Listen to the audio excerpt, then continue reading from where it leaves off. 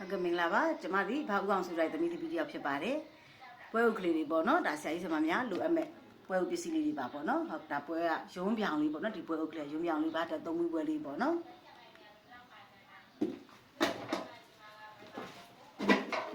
ဒါလေးကရှမ်းပွဲအပူလေးပေါ့နော်ဟုတ်ကဲ့ဒါလေးရှမ်းပွဲအပူပွဲလေးပါအပူသူကလည်းသုံးမျိုးပွဲလေးပဲနော်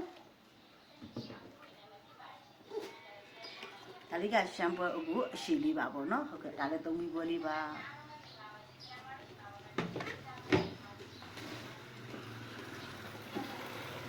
ဒါလေးတွေကကြောက်ကလေးနဲ့ပေါ့နော်ကြောက်ကထားတာပါနော်ဒါလည်းသုံးမျိုးပွဲလေးပါ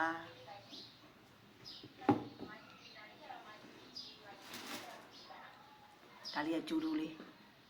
နော်ဒါလေးကကျူတူလေးပါဒါလေးတစ်မျိုးလှပါတယ်နော်ဒါသုံးမျိုးပွဲလေးပါ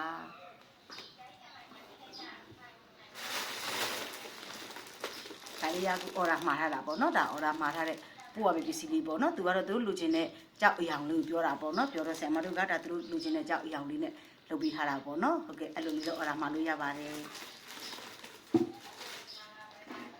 ဒါကတော့ဒံပွဲအုပ်လေးပေါ့နော်ဟုတ်ကဲ့ဒါကတော့ဒံပွဲအုပ်ပေါ့နော်သူကဒီလိုနော်ဒါဆရာမတို့ကမူလီမစုပ်ပါတယ်လို့နော်အဲဒါဒံပွဲအုပ်သူက3ပြီးပွဲရှိမယ်5ပြီးပွဲရှိမယ်2ပြီးပွဲလည်းရှိပါတယ်ပေါ့နော်စုံရှိပါတယ်နော်ပစ္စည်းရနော်ဆရာမတို့မှာအဆုံးရှိပါတယ်နော်လူချင်းတဲ့ပစ္စည်းကိုလူချင်းတဲ့လောက်မှာယူလို့ရပါတယ်နော်